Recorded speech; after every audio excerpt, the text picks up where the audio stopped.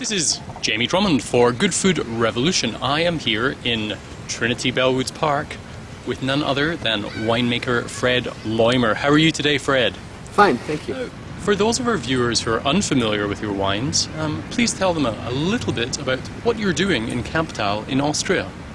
Yeah, so my name is Fred Loimer and the estate is Loimer, and that's located in Langenlois, which is the main city. It's a village in Kamptal, which is a region influenced by the Danube, so it's very near the Danube, around an hour to go from Vienna to the west along the Danube.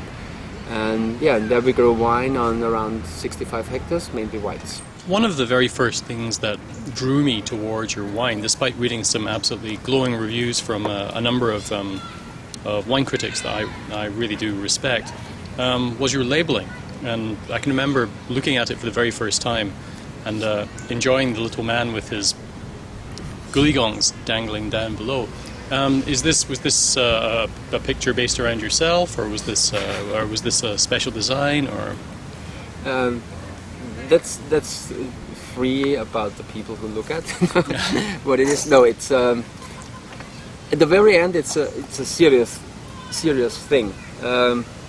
So we bought in '98 an old cellar, and this old cellar belonged to a noble family in the 19th century, and there was just a cellar underneath. So we need a building for the tastings, the office and all that, and we were searching at that time for an architect and got one, and he's a friend now of mine. He is Andreas Burkhardt from Vienna, and he is very straight in everything what he's doing. And very strange or very straight? Straight, okay. And he is sometimes complicated, and sometimes a funny guy.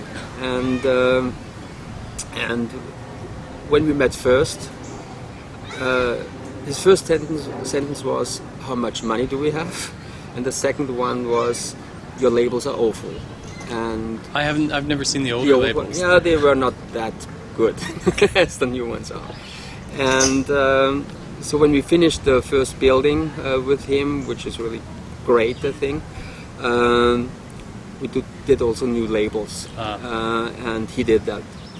And he came out with a label. There's nothing on it, just that little guy and Loimer on it. And he said, "You have a cellar from a noble family.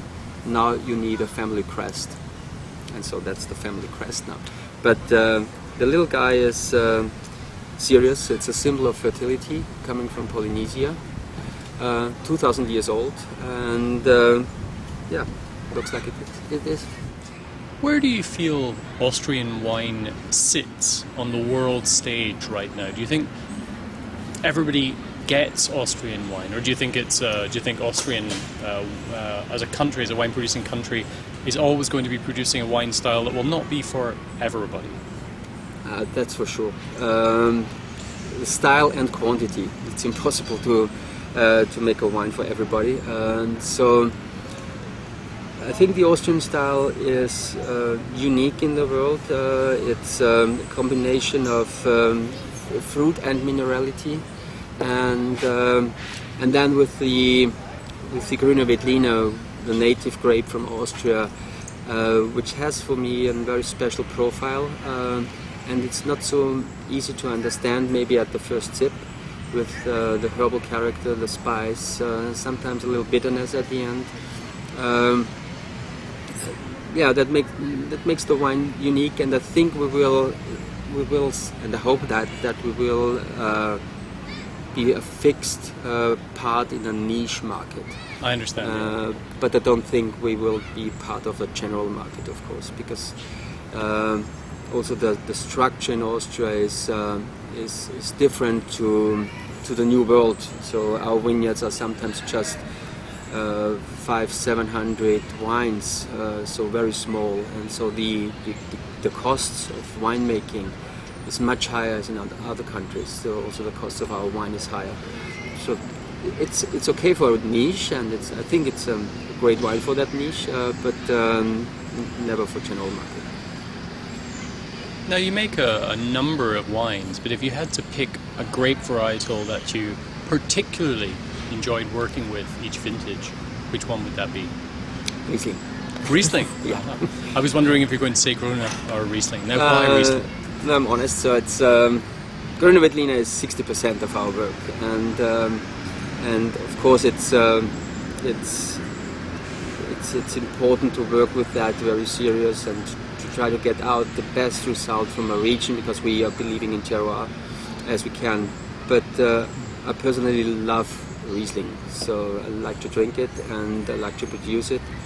It's very different to Gruner Veltliner, and we are happy to have some of really great sites for Riesling in Kamptal, and some old vineyards, which brings us great fruit. Well, thank you very much for joining us at Good Food Revolution today. I have one last question for you before I bid you adieu, and that would be, what does good food and wine mean to you? I think that's a you drink and eat that, so you put that in your body, so it should be good food, and good food is not just something high-end. Good food can also be a very basic thing. Important is, and we had here in Toronto, we had a dinner on Friday at Cowbell, and that was really a great concept for me, because he's buying whole animals and then do everything out of that animal.